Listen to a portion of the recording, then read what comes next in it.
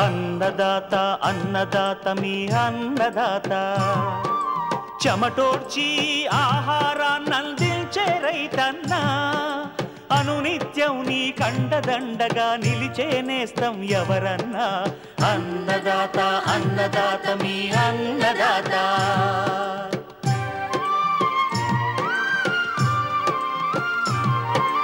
నూతన రీతుల సాగుబడికి నూరింతలు పెరిగే దిగుబడికి సూచనలిచ్చే సస్య రక్షణకు పశు పోషణకి శాస్త్ర విజ్ఞానం అందించి ముందుకు నడిపే తెలుగు రైతు భారతదేశానికి మకుటం అయ్యేలా తీర్చిదిద్దే ఆశయంతో మిమ్ము మేలు కొలిపేది అన్నదాత అన్నదాత అన్నదాత మీ అన్నదాత అన్నదాత అన్నదాత మీ అన్నదాత. అన్నదాత ప్రేక్షకులకు నమస్కారం. ఈనాటి ముఖ్యాంశాలు: నేలల్లో సేంద్రియ కర్బనాన్ని జీవరాశిని పెంపొందించే నత్రజని జీవన ఎరువులు, పండ్ల తోటల సాగుకు నేలల ఎంపిక,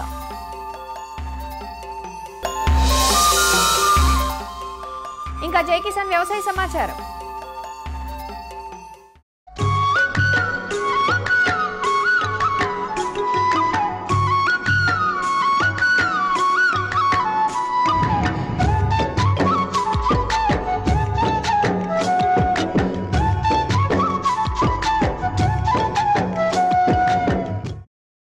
రసాయన ఎరువులను విచ్చలవిడిగా వాడుతూ భూములను నిర్జీవం చేసేసాం.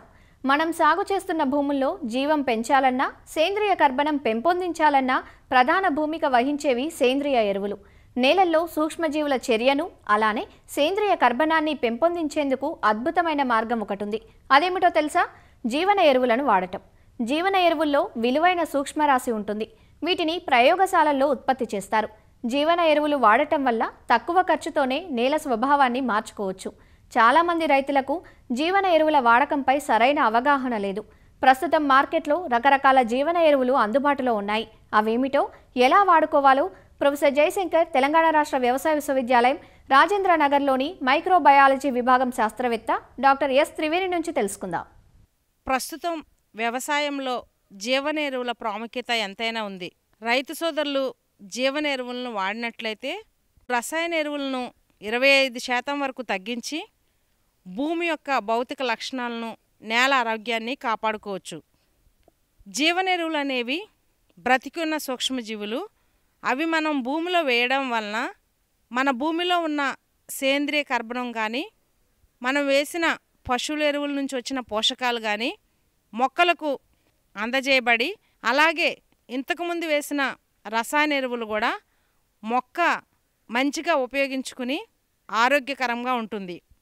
ప్రస్తుతం మనం హరిత విప్లవం వచ్చిన తర్వాత ఈ రసాయన ఎరువులను వాడటం అలవాటు పరుచుకున్నాము.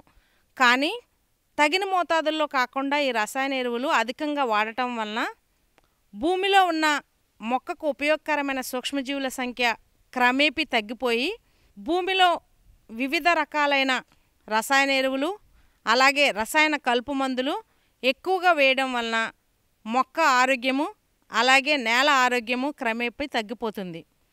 కాబట్టి రైతు సోదరులందరూ ఇది గమనించి తప్పనిసరిగా ఈ యొక్క సూక్ష్మజీవులను జీవన ఎరువులుగా వాడుకున్నట్లయితే మొక్క ఆరోగ్యంగా పెరుగుతుంది. అంతక్రితం మనం అనుకున్నట్లయితే మన పంట పొలాల్లో ప్రధాన పంట వేసిన తర్వాత తప్పనిసరిగా అపరాల పంటలు వేసుకునేవాళ్ళం. దానివల్ల మనకి లాభం ఏంటంటే అపరాల పంటల్లో వేరుబుడుపుల ద్వారా నత్రజని స్థిరీకరించబడుతుంది. కానీ క్రమేపా వ్యవసాయంలో వచ్చిన మార్పుల వల్ల రైతు సోదరులు మరి ముఖ్యంగా వాణిజ్య పంటలు పండించడం వలన మనం అపరాలతో పంట మార్పిడి చేయలేకపోతున్నాం. అంటే ఈ జీవన ఎరువులు వాడడం వలన 25% వరకు రసాయన ఎరువుల యొక్క వ్యయం తగ్గించుకుని తక్కువ ఖర్చుతో ఈ రసాయన ఎరువులను భూమిలో వేసుకోవచ్చు. ఒకటి నత్రజని స్థిరీకరించే సూక్ష్మజీవులు, రెండవది భాస్వరాన్ని కరిగించే సూక్ష్మజీవులు, మూడవది మొక్క పెరుగుదలకు తోడ్పడి మొక్క యొక్క ఆరోగ్యాన్ని సంరక్షించే సూక్ష్మజీవులు, నాలుగవది వివిధ సూక్ష్మ పోషకాలైన జింకు, అలాగే మరియు సల్ఫరు, బోరాను, పొటాషియం కూడా మనము ఈ సూక్ష్మజీవుల ద్వారా పొందవచ్చు. మొట్టమొదటిగా మనం చూసుకున్నట్లయితే నత్రజని స్థిరీకరించే సూక్ష్మజీవులు. నత్రజని మొక్కకు మంచి ఆరోగ్యాన్ని ఇస్తుంది. గాలిలో 78% నత్రజని ఉంటుంది.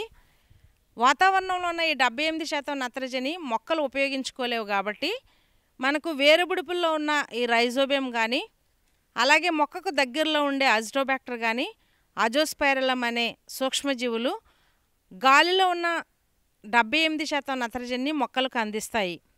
కాబట్టి ఈ నత్రజని స్థిరీకరించే సూక్ష్మజీవులను మనము భూమిలో నుంచి గ్రహించి మరలా ప్రయోగశాలలో ఎక్కువ సంఖ్యలో తయారు చేసి జీవనెరువులుగా అందిస్తున్నాము. కాబట్టి రైతు సోదరులు ఈ యొక్క సూక్ష్మజీవుల ద్వారా అందే నత్రజని స్థిరీకరించే జీవనెరువులను వాడుకున్నట్లయితే మొక్కకు లాభం, అలాగే గాల్లో ఉన్న నత్రజని మొక్కలకు అందించబడుతుంది. ఈ నత్రజని స్థిరీకరించే సూక్ష్మజీవులు వివిధ రకాలుగా ఉంటాయి. ఒకటి, మొక్క యొక్క వేరుబుడుపుల్లో ఉండి నత్రజని స్థిరీకరించే సూక్ష్మజీవులు.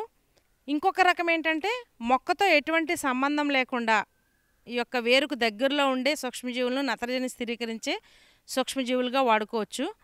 మూడో రకము చిరుధాన్యాల పంటల్లో వేరులో ఉండి అజోస్పైరిలం అనేవి నత్రజని మొక్కకు అందిస్తాయి. ఈ యొక్క రైజోబియం నత్రజని స్థిరీకరించే సూక్ష్మజీవిని అపరాల పంటల్లో వాడుకోవాలి. వివిధ రకాలైన అపరాలు కంది, పెసర, మినుము మరియు చోయా చిక్కుడు ఎకరానికి సరిపడా విత్తనానికి 200 గ్రాముల ఏదైనా రైజోబియం జీవనెరువును విత్తే అర్ధగంట ముందు మాత్రమే విత్తనానికి పట్టించుకుని నీడలో ఆరబెట్టుకుని మనం భూమిలో విత్తుకోవాలి.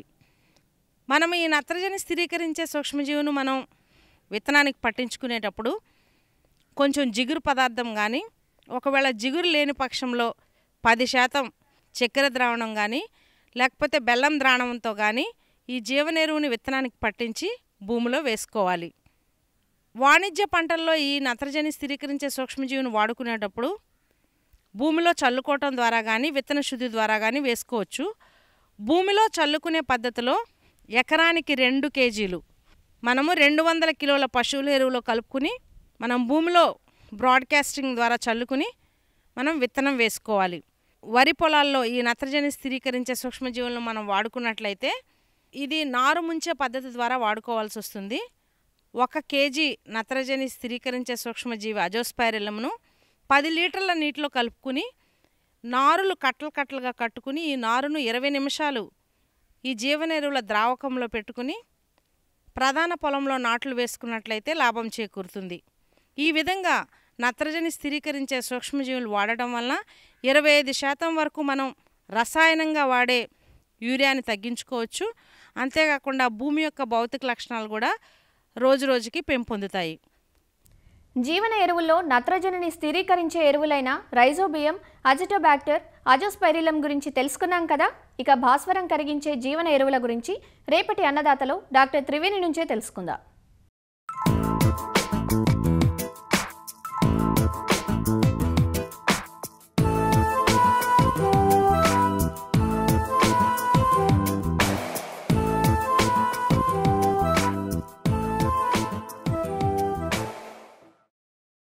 సాధారణ సాలు పంటల్లా కాకుండా ఏపుగా పెరిగి దీర్ఘకాలం దిగుబడులనిస్తాయి పండ్ల తోటలు. పండ్ల మొక్కలు పొడవైన బలమైన వేరు వ్యవస్థ కలిగి ఉంటాయి. ఈ మొక్కల్లో పటిష్టమైన వేరు వ్యవస్థ ఏర్పడాలంటే అందుకు ఎంచుకున్న భూమి ఆ మొక్కకు అనువుగా ఉండాలి. లేకుంటే మొక్కలు సరిగా పెరగక ఆశించిన దిగుబడులు రావు. అందువల్ల సుదీర్ఘకాలం పాటు ఫలసాయాన్ని అందిపుచ్చుకోవాలంటే ఆ నేలకు తగ్గ పండ్ల రకాన్ని ఎంచుకొని సాగు చేయడం ఎంతైనా ముఖ్యం. ఆరంభంలోనే తప్పటడుగు వేస్తే దాని ప్రభావం మున్ముందు తీవ్రంగా ఉండే ప్రమాదం ఉంటుంది. సరిదిద్దుకునే అవకాశం లేక అప్పటి వరకు పెట్టిన పెట్టుబడిని, పడ్డ శ్రమను, విలువైన కాలాన్ని అన్నింటినీ నష్టపోవాల్సి వస్తుంది. కాబట్టి పండ్ల తోటల పెంపకం ప్రారంభించే ముందుగా నేలల ఎంపికపై దృష్టి పెట్టాలి. పండ్ల తోటలకు నేలల ఎంపిక ఎలా ఉండాలో ఇప్పుడు చూద్దాం. పండ్ల తోటలు సాగు చేసే ముందుగా నేల స్వభావాన్ని పూర్తిగా తెలుసుకోవాలి. ఇందుకు సాగు చేయాలనుకునే భూమిలో ఎకరా భూమిని మొదట 7 నుంచి 10 సమభాగాలుగా విభజించుకోవాలి. ఒక్కో భాగం నుంచి 4 నుంచి 6 అడుగుల లోతు వరకు గుంత తీయాలి. ఈ గుంతలో పైభాగం నుంచి కింది వరకు నేలను క్షుణ్ణంగా పరిశీలించాలి. ముందుగా భౌతిక స్వభావం ఎలా ఉందో అధ్యయనం చెయ్యాలి. భూమి పరీక్షకు తవ్విన గుంతలో ఎలాంటి గట్టి కంకర లేదా రాతి పొరలు లేకుండా మంచి మట్టి ఉంటే దాన్ని నేల లోతుగా పరిగణించవచ్చు. భూమి లోపల గట్టి కంకర లేదా రాతి పొర ఉన్నప్పుడు మొక్కల వేర్లు కిందికి పెరగలేవు. నేల లోతు ఎంతుందో తెలుసుకుంటే ఆ భూమిలో ఏ రకమైన పండ్ల జాతిని పెంచుకోవచ్చో అర్థమవుతుంది. నేల లోతును బట్టి అనువైన పండ్ల జాతిని ఎంచుకోవాలి. మొక్కల వేరు వ్యవస్థ పెరుగుదలకు ఆటంకం కలిగించని విధంగా చిన్న చిన్న గులకరాళ్లు కలిగిన నేలల్లో కూడా పండ్ల మొక్కలు బాగా పెరుగుతాయి. కానీ కొన్ని చోట్ల భూమి కింది భాగంలో గట్టి పొరలు ఉన్నప్పుడు జేసీబీ యంత్రాలతో 3 నుంచి 4 అడుగుల లోతు వరకు మట్టిని తీసేసి ఆ గుంతలో మంచి మట్టిని నింపి పండ్ల చెట్లను నాటిస్తుంటారు. కానీ మొదటి 3-4 ఏళ్లు మంచి మట్టి ఉన్నంతవరకు మొక్కల వేర్లు బాగా పెరిగినా గట్టి పొరలు తగలగానే వేర్ల పెరుగుదల ఆగిపోయి మొక్క ఎదుగుదల క్షీణిస్తుంది. కాబట్టి నేల లోతుకు అనువైన పండ్ల రకాన్ని రైతులు ఎంచుకొని సాగు చేసుకుంటే మంచి ఫలితాలు వస్తాయి. నేల లోతు 90 సెంటీమీటర్లు మించి ఉంటే మామిడి, సపోటా, పనస, నేరేడు చెట్లు, నేల లోతు 60 నుంచి 90 సెంటీమీటర్ల మధ్య ఉంటే జామ, దానిమ్మ, చీనీ నిమ్మ, ఉసిరి చెట్లు, నేల లోతు తక్కువగా అంటే 45 నుంచి 60 సెంటీమీటర్లు ఉంటే అరటి, బొప్పాయి, సీతాఫలం వంటి పండ్ల మొక్కలు నాటుకోవాలి. పండ్ల మొక్కల వేర్లు పెరిగే లోతు వరకు భూమి లోపల సున్నపు పొరలు ఏమైనా ఉన్నాయా అనే విషయాన్ని రైతులు ప్రత్యేకంగా పరిశీలించాలి. భూమి లోపల సున్నం అధికంగా ఉండటం వల్ల మొక్కల పెరుగుదలకు అవసరమైన ఇనుము, మాంగనీసు వంటి సూక్ష్మ పోషకాలు అందకుండా పోతాయి. దీనివల్ల మొక్కల్లో ఆకులు గిడసబారి పసుపు రంగుకు మారి పల్లాకు తెగులుకు గురై క్షీణిస్తాయి. నేలలోని మట్టి రేణువుల పరిమాణాన్ని బట్టి నేల స్వభావం తెలుసుకోవచ్చు. సాధారణంగా నీరు సులభంగా ఇంకిపోయే ఎర్రగరప నేలలు, ఒండ్రు భూములు పండ్ల తోటల పెంపకానికి చాలా అనుకూలం. నీరు సరిగా ఇంకని బరువైన బంక భూములు పండ్ల తోటల పెంపకానికి అనువైనవి కావు. నేల రకాన్ని బట్టే భూమిలో గాలి ప్రసరణ, నీరు ఇంకే స్వభావం, వేర్ల పెరుగుదల మారుతుంది. ఎక్కువ కాలం నీరు నిల్వకుండా త్వరగా ఇంకిపోయే గుణం కలిగిన భూములు పండ్ల తోటల పెంపకానికి చాలా అనువైనవి. పండ్ల తోటల పెంపకానికి ఎంచుకున్న నేల భౌతిక స్థితిని తెలుసుకున్న తరువాత రసాయన స్థితిని తెలుసుకునేందుకు మట్టి నమూనాలను భూసార పరీక్షా కేంద్రానికి పంపాలి. ముందుగా భూమి పరిశీలనకు తవ్విన గుంతల్లో పైభాగం నుంచి ప్రతి అడుగుకు ఒక మట్టి నమూనా చొప్పున గుంత కింది వరకు నేల లోతును బట్టి 4 నుంచి 5 నమూనాలను సేకరించాలి. ప్రతి నమూనాను ప్రత్యేకమైన పాలిథీన్ కవరులో ఉంచి పూర్తి వివరాలు కలిగిన చీటీని అందులో ఉంచి భూసార పరీక్షా కేంద్రానికి పంపాలి. పండ్ల తోటల పెంపకానికి భూమి అనుకూలతను తెలుసుకునేందుకు నేల ఉదజని సూచికను, లవణ సూచికను ముందుగా తెలుసుకుంటే సరిపోతుంది. భూమిలోని పోషకాల లభ్యతను పండ్ల మొక్కలు నాటిన తరువాత తెలుసుకుని తగిన విధంగా యాజమాన్యం చేపట్టాలి. భూమి ఆమ్ల, క్షార గుణాన్ని ఉదజని సూచిక ద్వారా తెలుసుకోవచ్చు. ఉదజని సూచిక 6.5 నుంచి 7.5 మధ్య ఉన్న భూములను తటస్థ భూములుగా చెప్పవచ్చు. ఈ రకం భూముల్లో అన్ని రకాల పండ్ల మొక్కలు ఆరోగ్యంగా పెరుగుతాయి. ఉదజని సూచిక 5.5 నుంచి 8 వరకు ఉన్న భూముల్లో కూడా పండ్ల తోటలను లాభదాయకంగా సాగు చేయవచ్చు. సేంద్రియ ఎరువులను అధికంగా వాడి ఈ భూముల ఉత్పాదకత పెంచవచ్చు. మరీ ఎక్కువ ఆమ్ల, క్షార భూముల్లో పండ్ల మొక్కలు సరిగా పెరగవు. ఉదజని సూచిక 8.5 కంటే అధికంగా కలిగిన క్షార భూముల్లో గాలి ప్రసరణ, నీరు ఇంకే గుణం చాలా తక్కువగా ఉంటుంది. కాబట్టి మంచి యాజమాన్య పద్ధతులతో నేల ఉదజని సూచికను అనుసరించి సాగు చేయదగిన పండ్ల మొక్కలను ఎంచుకోవాలి.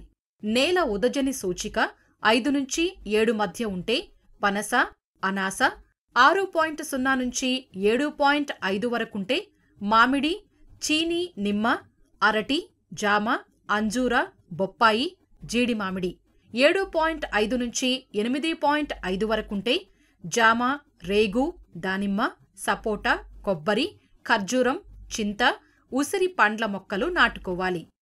నీటిలో కరిగే లవణాల స్థాయిని లవణ సూచిక ద్వారా తెలుసుకోవచ్చు.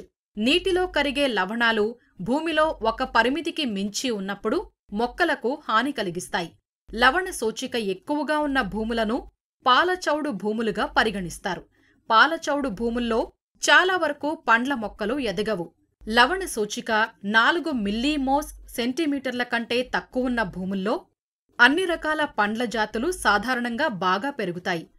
నేల లవణ సూచిక 4 మిల్లీమోస్ సెంటీమీటర్ల కంటే తక్కువగా ఉంటే అరటి, బత్తాయి, మామిడి, బొప్పాయి, అనాస. 4 నుంచి 6 మిల్లీమోస్ సెంటీమీటర్లు ఉంటే దానిమ్మ, జామ, కొబ్బరి, సీతాఫలం, జీడి మామిడి. 6 నుంచి 8 మిల్లీమోస్ సెంటీమీటర్ల మధ్య ఉంటే రేగు, సపోటా, ఉసిరి, అంజూర. 8 మిల్లీమోస్ సెంటీమీటర్ల కంటే ఎక్కువుంటే నేరేడు, రేగు, ఖర్జూరం పండ్ల మొక్కలు నాటడానికి అనువైనవిగా గుర్తించాలి. మారుతున్న వాతావరణ పరిస్థితుల వల్ల భూగర్భ జలాలు నానాటికి అడుగంటుతున్నాయి. ఫలితంగా నేడు రైతులు భూమిలో ఎక్కువ లోతు నుంచి నీటిని తోడుతున్నారు. అలాంటి నీటిలో సాధారణంగా లవణాలు అధికంగా ఉంటాయి. సాగునీటిలో లవణాలు అధిక సాంద్రతలో ఉన్నప్పుడు కొత్తగా నాటిన మొక్కలు సరిగా పెరగవు. కొత్తగా పండ్ల తోటల పెంపకం చేపట్టే రైతులు భూమితో పాటు సాగునీటిని కూడా పరీక్ష చేయించుకోవాలి. సాగునీటిని కూడా భూసార పరీక్షా కేంద్రాల్లోనే పరీక్షిస్తారు. భూమిలో లాగే సాగునీటిలో కూడా లవణ సాంద్రత, ఉదజని సూచిక తెలుసుకుని వాటి ఫలితాల ఆధారంగా అనువైన పండ్ల జాతులను సాగుకు ఎంపిక చేసుకోవాలి. పండ్ల తోటల సాగును శాస్త్రీయంగా చేపడితే దీర్ఘకాలం లాభసాటి ఆదాయాన్ని పొందవచ్చు.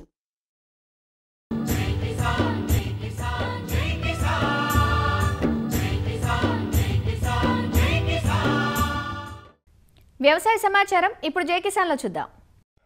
పంటల సాగులో పెరుగుతున్న రసాయనాల వాడకం పర్యావరణంతో పాటు ఇటు రైతులకు ప్రమాదకరంగా పరిణమిస్తోంది. పిచికారీల సమయంలో సురక్షితమైన విధానాలను ఆచరించకపోవడంతో శ్వాసకోశ సమస్యలతో పాటు చర్మ సంబంధ వ్యాధులు తలెత్తుతున్నాయి. కృష్ణా జిల్లాలోని మోపిదేవి మండలం పరిధిలో అధిక శాతం రైతులు కూరగాయల పంటలు ఎక్కువగా సాగు చేస్తూ ఉంటారు. ముఖ్యంగా ఇక్కడ మిరప సాగు ఎక్కువ. మిర్చి తోటలకు రోజు విడిచి రోజు పురుగుమందులు పిచికారీ చేస్తున్న సమయంలో పలు రకాల సమస్యలు వస్తున్నాయంటూ రైతులు చెబుతున్నారు.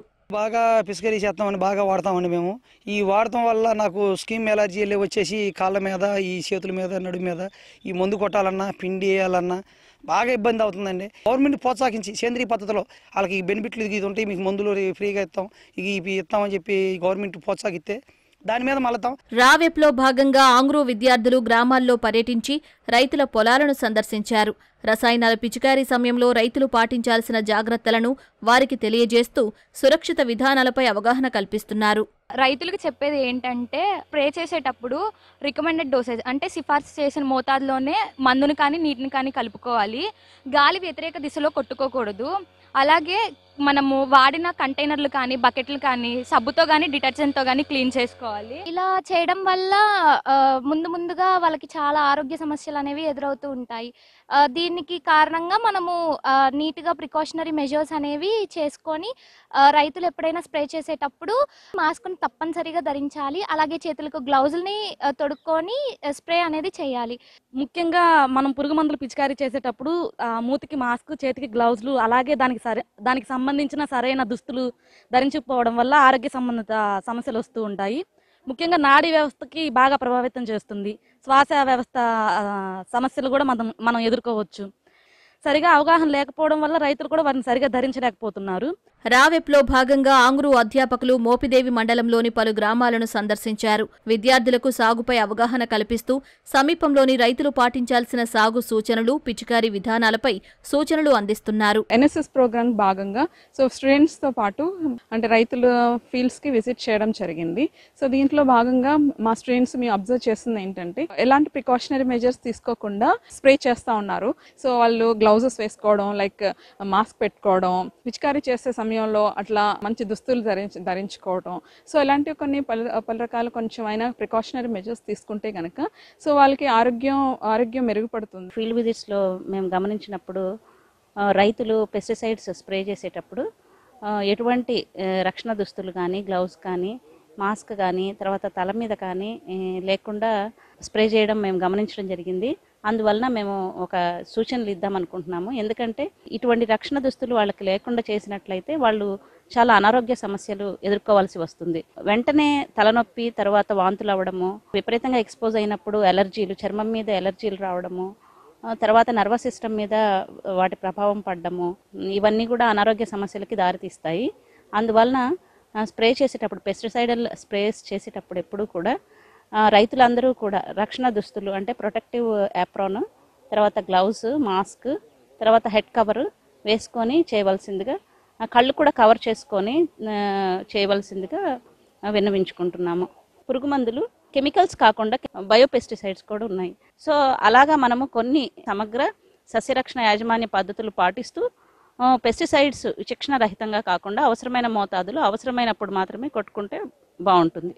పంటల సాగులో క్రిమిసంహారక మందుల పిచికారీ సమయంలో పాటించాల్సిన మెళకువలను రైతులకు తెలియజేస్తూ సమగ్ర సస్యరక్షణ విధానాలపై అవగాహన కల్పిస్తున్నారు.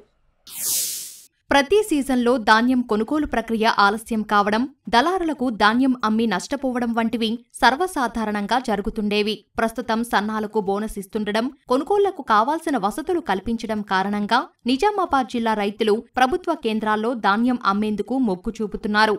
అంచనాలకు మించి ధాన్యం వస్తుండడంతో కొనుగోలు కేంద్రాలన్నీ ధాన్యపు రాసులతో కలకలలాడుతున్నాయి. ప్రతి సంవత్సరం సొసైటీలో అమ్మినాము. ఇంతకుముందు సొసైటీలో మాకు చాలా ఇబ్బందిగా ఉంటుండే. కాటలు కానీ అడ్లు ఓటు కానీ అవి కొంచెం ఇబ్బందిగా ఉంటుండే. ఈ 2 సీజన్ల నుంచి మాకు ఏ ఇబ్బంది లేకుండా పోతున్నాయి. మాకు గవర్నమెంట్ బోనస్ ఇస్తున్నది. ఈ సొసైటీకి తీసుకొని వస్తూ ఉన్నాం. ఎందుకంటే ఒక్కొక్క రైతుకి కింటాకి 500 రూపాయలు బోనస్ ఇస్తున్నారు.